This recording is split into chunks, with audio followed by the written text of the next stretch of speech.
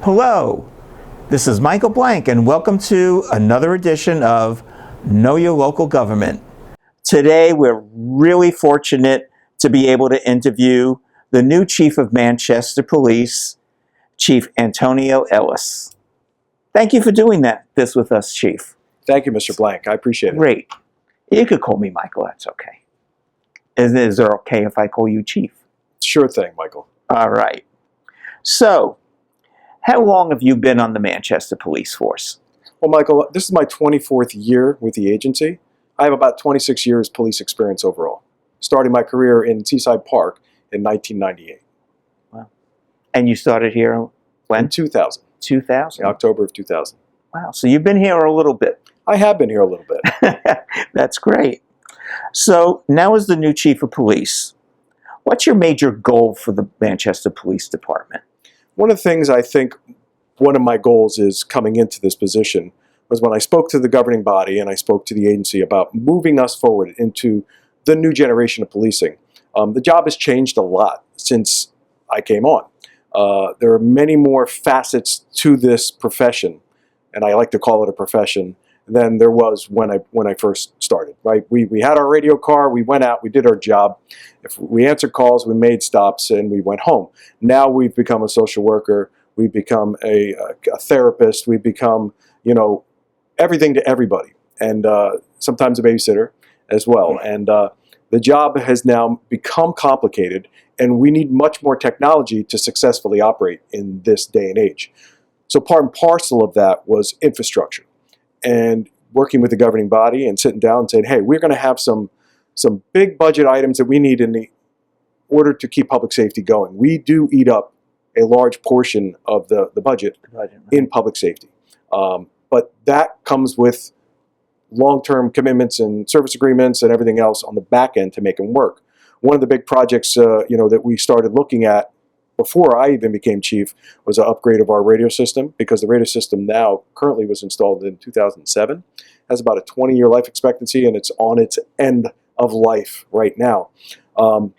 Surrounding towns have better systems than us, and we're courting contractors to look at how we can best meet the needs and keep it within a budget that our town can afford to have, a debt that we can encumber. And do you ever consider merging with other towns so there's an open line of communications, say within Ocean County?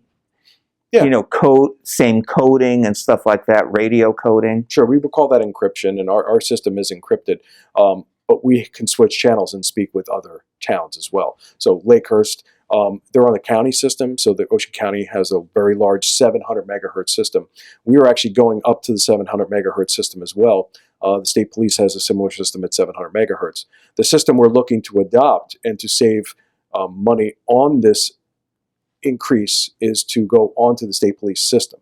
So it'll be funded through our township. We purchase the radios, we purchase the system, but the towers, the maintenance, and the service agreements would then fall on the state police. It's great. And the state police will pay for that, saving hundreds of thousands of dollars over the years of the system, because again, it'll be a 20-year system when it's done. So we basically would pay for each user on that system, pay for the radios, pay for the mobiles and the cars, and then the tower maintenance and everything after that falls to the state police. That's great. So you've held many positions with our department. So what were those positions? Well, I began as a patrol officer, as most of our officers do. When you first get in here, you go through what's called an FTO, or field training program. You spend up to 12 weeks with different officers riding on different shifts. You're basically absorbed into our culture. Now, I came here already as a certified police officer, so I had gone to the police academy prior to being hired. Okay. It's a practice we typically do because it saves us money and time, and we're getting an officer who we know is already certified and ready to hit the streets. Right. Once you come here, though, you have to be absorbed into our culture. know our policies, our procedures, our town. Our town is 82 and a half square miles. It's not small. It's one of the largest in Ocean County. I remember going out as a new officer, and basically the first time I was let go to drive and just drive around it, I had no idea where it was going. So maps were our friend. Hegstroms that we used to have to get at the local gas station, and you would highlight where to go, and you would also know what villages to go to and get copies of their maps, so you knew how to get around in the villages when you had calls at those specific residences. After that, after you have that initial training, you get cut loose and you get put on a shift. I was assigned a midnight shift. Typically, our younger officers go there because we pick by seniority. Right. I spent a few years on midnights. It was a challenge because the sleep schedule on a midnight is very tough. You never feel like you're off. When you're off, it's next thing you know, you're back on midnights again, and you get very pale, and the sun is something that you don't used to seeing. So after several years of that, I started to branch out. Now, in this agency, one thing that I have to say, our place has always been is very proactive in specialty units, meaning you can't just drive a police car for 25 years in this town. You can, and you can make a good career of that serving the public, but you have the ability. We have Special Weapons and Tactics, which is a SWAT team. You can apply to be on that. We had at the time our dive team. We had our community affairs. We had K9. There's many specialties, Detective Bureau, Narcotics Unit. These are all options. So if you want to increase your portfolio, you go and you get trained in a specialty.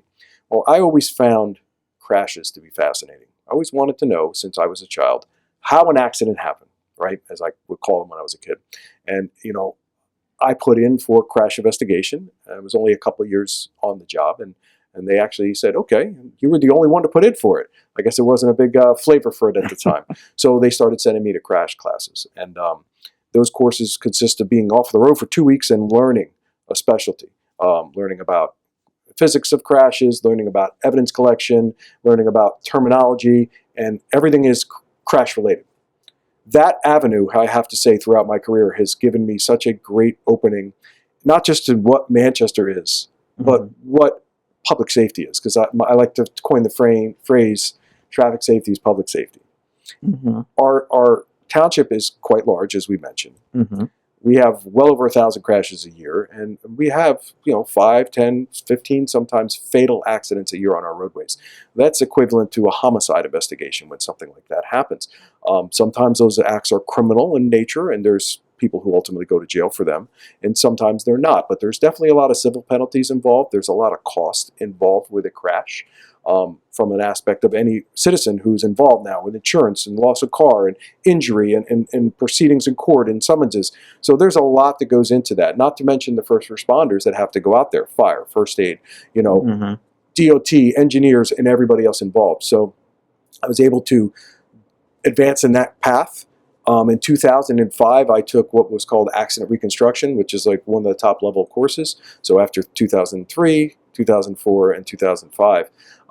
By 2007, I was full-time in our traffic safety unit, where I was removed from the roadway and I was put into a specialty where all we handle is traffic complaints and issues in the communities, on our roadways, and a plethora of other issues that fit into that specialty detail. So went from there. Do you find that because of all the senior communities in our town, that we have more accidents or more age-related accidents than other areas? I don't think it's more, but it is a cluster of it because of you putting so many similar in age folks together. There are, as an elderly driver, mature driver population, there are definitely more concerns. There are mobility concerns, there are visibility concerns, there are hearing concerns. We would address these issues in saying, hey, at night, it's not as easy to see. Especially as you get older. We know that your eyesight will diminish. Your hearing diminishes. Your mobility, the ability to move your neck and look when you're at an intersection. I know that a lot of mature drivers prefer traffic signals with green arrows that tell them when they can turn and when they can't. So those are all factors that do contribute. Plus, as a mature driver, when you're involved in an accident, excuse me, you're more susceptible to injury as we get older, because our bones get more frail. Right. Even with the modern advances in safety in vehicles now, we can still have pretty traumatic and life-changing injuries from crashes. So yes, they host different problems, but I think more so the private communities over the years have had issues with just obeying the traffic laws within their communities. Yeah. I think that was one of the biggest pushes. But throughout the years, we've worked with Leisure Village West, Leisure Knoll, every village here, every Cedar Glen Lakes as well, to make sure that if they had a specific traffic issue, that we would do a comprehensive review, look to what we could do to improve, and we would give those recommendations and those data to the boards. And we've done that many, many, many times over the years, and we continue to do it to this day. That's great. So, you served on the Ocean County Regional SWAT team as a dedicated sniper. That just, wow. Okay, that's really cool. So were you part of our police department while you did that? Or was that separate, removed from our police department? How did that work? And what training did you get for that? Good question. So we had our own individual SWAT team, Special Weapons and Tactics team. Back in the day, we called it the Manchester MERT team, Manchester Emergency Response Team. Back in about 2005, 2006, we decided to go regionalized. What that meant is we took officers from surrounding towns in Ocean County who wanted to be part of this team. Okay. We created this regional team. You still worked for Manchester Township, but you would go and train on certain days of the month with everybody else in this regional team. So again, hodgepodge, all conforming to the same physical standards, shooting standards, and training standards. Right. We call that standardized and systematic across the board. That regional team is still in effect till today. When I was on the sniper team, we were a dedicated sniper pool. So we went through the same training. So I had to go to basic SWAT, which was a week-long course put on by our Ocean County partners. And then I also went to basic sniper, which was put on by the FBI, which was another school. And then there was a whole list of additional trainings that we did. But as a sniper, our job was to not be seen. We'd be first in, first out of a scenario. We would provide surveillance for drug operations. We provide surveillance against, like dignitary issues. So I remember we had a funeral for one of our officers, and we had overwatch where we were watching over the crowd to make sure there was no credible threats on that incident. So things like that. I had a very good career. Some of the best men and women that I've ever worked with. To this day, we still go to each other's retirements, promotions, and everything else. Because when you spend time in the foxhole with somebody, like a family. It is a family like no other. We say the people we work with, we all kind of wind up together in a common theme. But when you choose to do something like this and you experience that closeness with that person, that's something that's a bond that you have throughout, your career. It's taught me a lot about paying attention to detail. It's taught me a lot about patience. When you're sitting in a field and it's 100 degrees out and the flies are swatting all over you, or the bugs are crawling on you and you can't move because you're on an operation, a little bit of patience in that. But it's something to this day that I garner. I'm still a pretty good shot. I like to go when we go to the range with the officers, and I still carry a patrol rifle. So even as a chief, I'm out there with the officers. If we have a school incident or a critical incident, I have the ability to deploy with a high-powered rifle and be right there and able to do what I have to do for the town and for the citizens. So it builds credibility for me as the head of the agency that I still walk the walk and I have that background. And I did that for about 9 years before I got promoted. Now, something that has happened, unfortunately, in New Jersey and around the country is school safety, school shootings. Do you have anything specifically set up for those instances? God forbid it should ever happen here. Yes, we do, as a matter of fact. We actually just completed our summer we call it active killer training. Some people like to call it active shooter, but we've coined it as active killer. We also have a safety plan in place that we meet with the Board of Education and the educators. But this year, what we did a little bit differently is over the last couple of weeks, it was actually in August when the kids were out of school, without giving away tips and tactics, we go into the schools and we simulate scenarios, and we make them very dynamic, way, way, way more advanced than would probably happen in an actual shooter scenario. And then we train our officers to do that. We sent them in under different scenarios: smoke, guns, fire, blank sounds, role players, simunitions, and we put these officers through this. But this year, I tasked our firearm staff with including stakeholders. What I mean by that was, my wife's a teacher. She's been a teacher for 24 years. And we had a conversation about this, and she said, you know, I wish our school district would do that. I said, well, they do. It's mandatory that we have this active killer training throughout the state. It is mandated. And I said, you know, I just don't know what would happen and what we would do. And we've had conversations about that, which I won't say over the air, about how to handle what you should do. But what it got me thinking. So I went to our firearms staff and I said, listen, I'd like you to incorporate some more people into our training. It's great that the cops know what we're doing. And every police officer, from the class 3s that we have who are retired officers who work in our schools, to our school security, armed security, which we have as well, to our active officers, to our newest, to our most senior officer, including me, all go through this training. This time, I approached the superintendent and I said, I would like you to have faculty be present. By present, I mean they can be a role player, like an innocent civilian or an injured personnel, or they can be just an observer, depending on their comfort level, to see how we operate and how we train, to take the mystery out of what happens if, God forbid, there is a school shooting. They could pull something from the memory bank of, oh, I remember to do this. So it's a help to them as well. To take the unknown out of it. So we managed to put this together, and on our last training, we also incorporated our fire and EMS. So we filled the hallways with smoke. We had our fire department come in and do an all-call, and we had inflatable mannequins laid out, and we had triage for mass casualty for EMS, and we had our fire personnel fight fire in these hallways, as well as having the faculty there, as well as having, you know, our police officers conducting these operations. And it really gave, I think, a very positive response from the Board of Ed and from the superintendent, because it just solidified the amount of work we put into making sure that we are prepared for whatever can come our way, if in fact that worst day happens, where we have to have that inevitable active killer or active shooting scenario. So we practice, or we like to say we train like we hope to fight. So we go to that nth degree of making that dynamic senses, sound, smells, screaming, yelling, inducing stress, and then having to make these officers successfully complete that training. So I think that's fantastic, and it should be able to put parents at ease as well, yes, because they know that there's a system in place that's going to help protect their children. Yeah. There's plenty of stuff you can watch in the media and on the news of when we've done it wrong, and we've always used those as a training aid to how not to do things.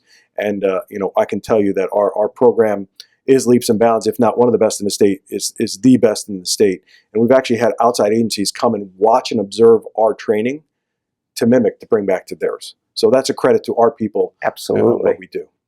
That's great. So I understand that you bring a high level of managerial experience here with you in your role. Now I have a whole bunch of things in there, but I want you to tell me about them. Sure. Well, part and parcel of this job is, as a police officer, once you get higher in the ranks, you're no longer a police officer. You're an administrator, you're a manager, and you're managing things and people. My job as chief is to manage all of those things. But prior to that position, I was coming up through the ranks, I was an administrative sergeant for a number of years. And then I was an administrative lieutenant.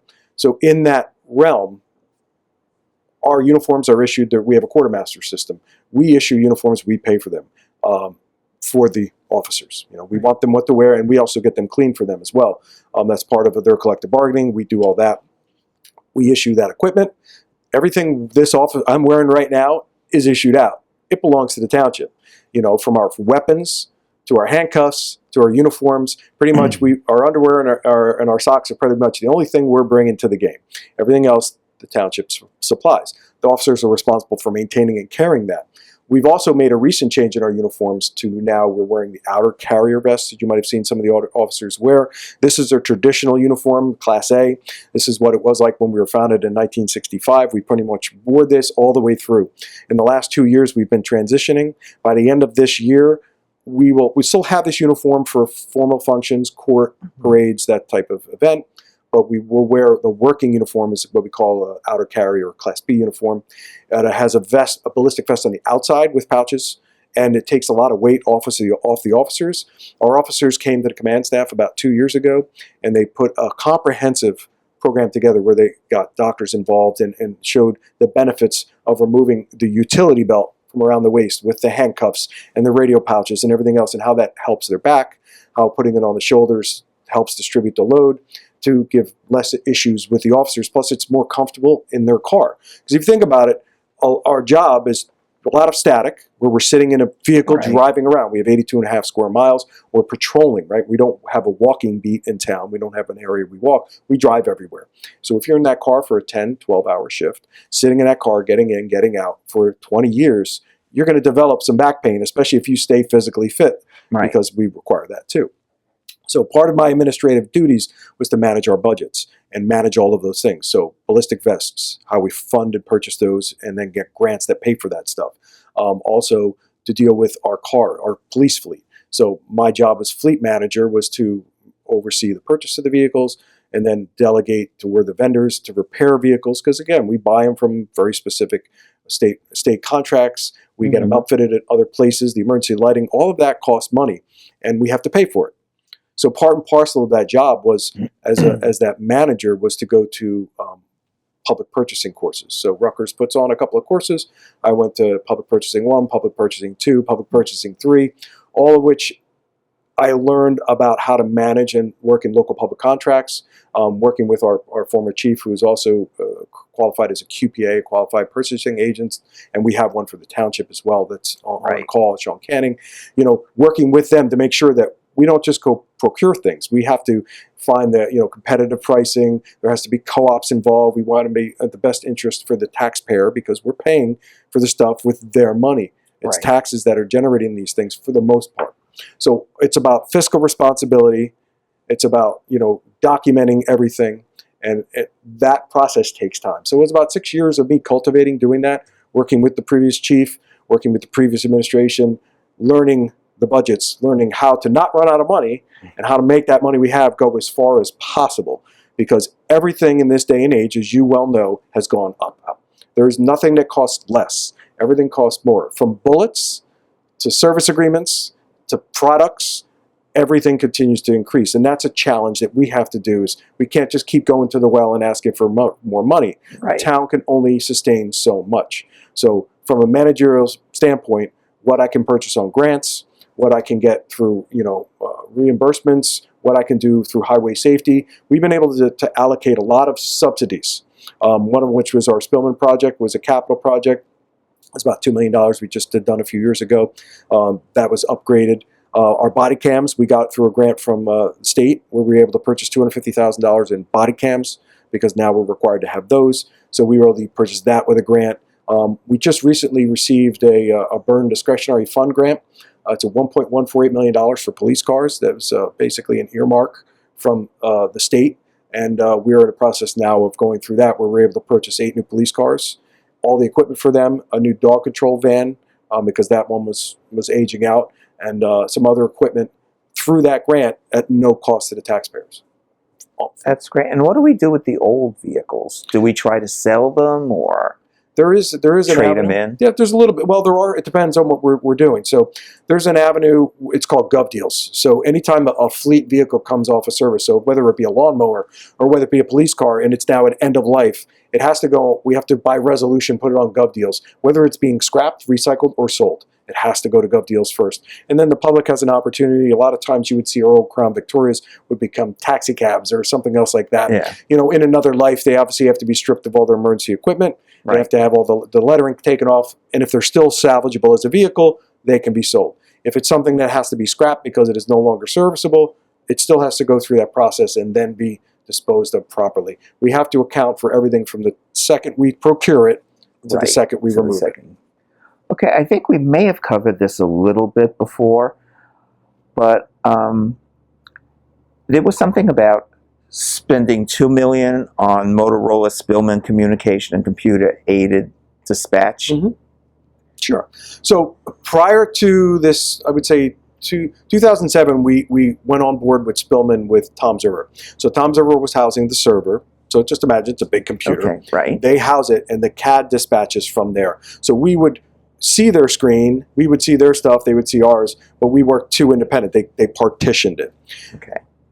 That again started to be expensive. We were paying $50,000 a year just to have their service, just to use them.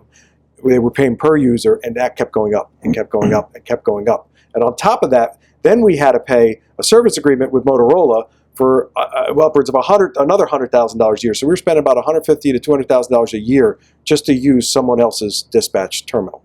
So we looked at it and we researched it, and were able to get a project where we were able to get Spillman for it was just under $1 million for ourselves. And we said, well, if in 10 years we'll have paid for this, and it is now ours. So what we did is we went out to bid for this. We got all the specs. We built our own server. We have our own. It's still the same dispatch. It's still the same system. We just severed the ties with Tom's River, and now we control our own lookups and our CAD history. But we were able to import over everything we had put into Tom's River before that. So we didn't lose data, so history and addresses and things like that.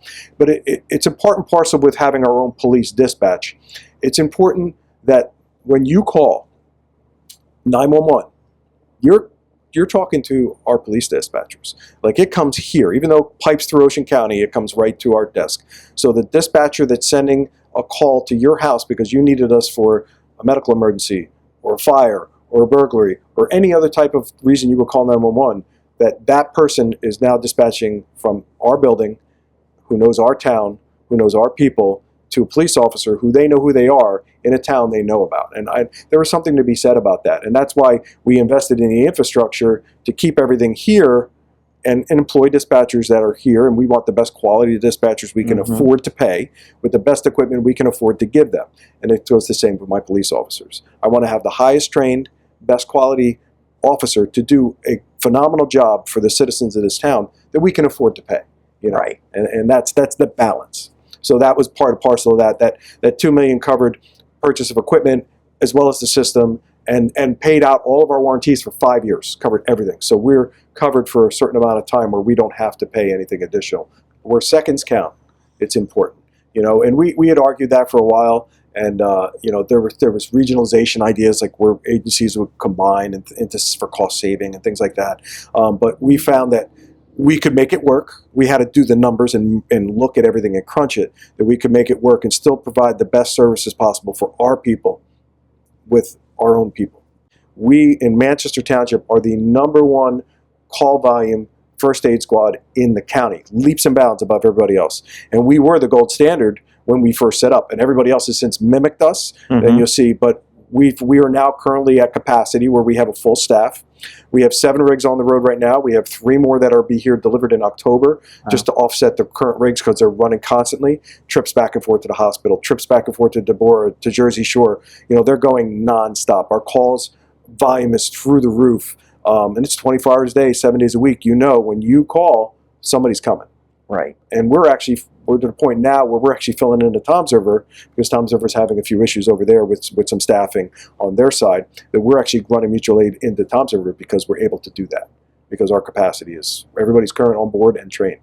That's phenomenal. And we all appreciate that too. I want to get back to something I missed before. When we were talking about training, you've completed several prestigious trainings. So can you tell us about those trainings, especially with the FBI? Sure. Well, I mean, obviously I went to the FBI Sniper. That's something totally different. Okay. But FBI LEDA, it's a trilogy award. It's just hidden back there behind my flag. I attended the CLI, SLI, and ELI, which is executive leadership, and then another one is staff, and then so it's ELI, SLI, and CLI. Apologize for the 3. I don't know the acronyms off the top of my head. But those are courses where they have instructors come in from all over the country, and they teach about leadership and what level you're at, whether you're entry level, so like a sergeant brand new, or you're now an executive level, and then the staff level, the different levels of training, because every single one of those has different responsibilities. Right. I'm not doing the same thing as a police officer now that I was when I first got hired. Those courses were great, and with the completion of each of those, I became part of their professional organization with that, FBI LEDA. And one of the bigger courses that I took that meant a lot was a command and leadership. We call it the West Point, but it's actually the New Jersey State Association of Chiefs of Police Command and Leadership Institute. It's a 12-week long course where we prepared, we worked as a group. We had projects. We had to talk about identify different styles of leadership. We had to work through issues with problem employees and issues in the town, and we had to come up with scenarios, and we had to write. And when I went, it was handwritten, and we talked about having notes and things like that. My final was 26 pages long. I had like 3 hours to do it, and I had to identify all these problems, specific traits and how I would deal with those problems, and then come up with action plans to deal with all of those problems. And this course, again, every one of our supervisors is required to take that course. So every command level, every sergeant, and even some of our soon-to-be sergeants take this course. It's offered twice a year by the New Jersey Association of Chiefs of Police, and we require our people to have that because it just puts them in a next level where they're able to really identify different ways to lead and to exploit the talents of the individual and know how to deal with troubled employees, because as a manager of people, that takes up a lot of your time. Yep. And it's just like any other job, right? You know, job. You go to a job, and there's people that work really hard, and they don't ask for anything, and there's people that you need a little push, and then there's people that don't do anything, and then those are the ones you have to address, and it happens in every organization. Mm-hmm. So those trainings really helped lay the groundwork, and again, we make sure that everybody has that. Anybody on the command level, anybody who's of rank goes to those trainings. And what I found over the years that leadership, it's easy to say, but it's hard to do and to follow through and to make the tough choices when you have to. But part of being a good leader, I feel, is taking in everybody's input and then making that decision based on that input. Exactly. That's great. And it is, very similar to all Fortune 100 companies, 500 companies.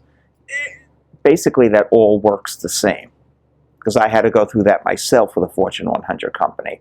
Extensive management training. Even though I was a manager, I still had to do it anyway, and it was eye-opening. It was fantastic. So then it worked for you, because there's people that sit in these courses and they don't think it's about them, but they realize that they're there because of that. So that's important too, because it's easy to say, but it's hard to do. And putting it into practice, I think transparency is big, and that's one thing that, we've talked about that I feel my role as chief now, I've been chief for about 4 months, is to make sure that we are as transparent with the public as possible, right? We work for you. And our job is public service. From the second we answer that phone, from the dispatcher to the first officer that arrives on scene to the special investigator if required, to someone to come and comfort them in the time of losing a loved one, that officer has to be the number one customer service person they can be. And I hold our people to that standard. That's great. So I also read that you have extensive, well, this is probably repeating some stuff, but you have extensive experience in teaching and mentoring a broad range of law enforcement personnel. Yes. So to answer that, again, jumping into my field of traffic safety and where that led me, I had an opportunity to become a drug recognition expert. And that was one of the first courses I became an instructor in, and I'll talk a little bit about that program. I'll circle back to that one. But in the crash world, because I became that subject matter expert, and I actually expanded on that, became part of professional organizations, and became part of the State Traffic Association. I actually joined we have a county traffic officers association. Every county has one. So we have a county and then a state. And I became the president of our Traffic Officers Association for the county. Was president for 7 years.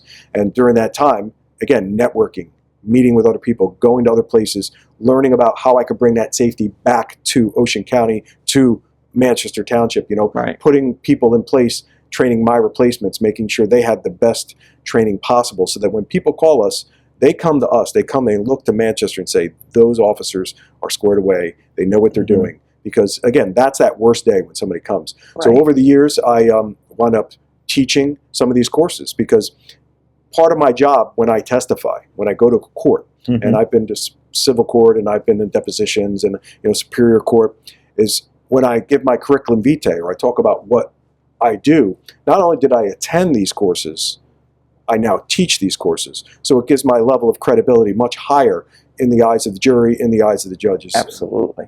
So I've made that my niche, and now I've passed that on to some of our future officers, because again, I'm only in this position for so long, God willing, and that I want to make sure that I train my replacements. And I've made that a point that, even now, that the cops of tomorrow, from their newest officer up to the most senior. Never stop learning, never stop training, never stop giving your knowledge, because that institutional knowledge is so important to know where you came from. And that's one of the things that I instituted. Was I reinstituted our history committee. So we meet now about quarterly, and we have former officers, current officers, and even some outside elected officials who wanted to be part of this history committee, where we look at our mission statement, like what are we, what were we, and one of our members was an officer who was here from 1974 till 1980, and I won't mention his name, but he lives in town still, and then he moves down to Florida in the summer. But when we go through and look at old pictures, he's there to offer context. He was there for that. He was there for this. He knew what that was. He knew the players. So he's helps us fill in the gaps that we've lost when these officers move on, or they're no longer here, or they're no longer living. So taking that history and then selling what we do today, the level of training, the quality of our officers, and putting that on our walls. And you'll see changes over in the agency over the next couple of months. I akin it to Applebee's. When you walk into our lobby, you're going to see photos and our rich history. And when you walk our hallways, pictures of our leaders from the past, and our memorials for our officers we've lost. And just making this, again, one of the best agencies, if not the best in the state. And part of that is by teaching and mentoring and moving people forward so that they can be the best cop they can be during their time here. That's great. So was there anything else that we didn't discuss today that you would like the public to know? I think it's important for the public to know that, our job is challenging, and it's forever changing. We have to adapt to, the challenges, and we have to look ahead and see what the future challenges are going to be. So we don't know what we don't know, but looking at trends, looking at how things are moving forward, knowing, hey, we are here for you if you need us. We are trying to be as transparent and engaging the community as possible. I'm pushing that. We're doing now Facebook Live. We're doing some other scenarios. We're doing Coffee with a Cop. We're doing National Night Out. I encourage all the residents to come to those things and meet us. Any of our events in town, like we have our Manchester Day and any of our concerts, we're putting officers out there, not just to be there for security and everything else, but to be there to be approachable, to talk with them, and to meet them in a setting where it's not just you're a bad guy and we're arresting you. Like, we're there to help you. And I think that's important moving forward to be more progressive in that manner, to know that we're a service, we're here for the community, and to be there for them. That's great. Well, thank you so much for being a part of our show today. It's giving everybody a chance to see who you are and how you see making changes in the police department for the better. Thank you, Mike. I appreciate the time. Okay, well, this is Michael Blank, KLVW-TV. Tune in next time. Thank you.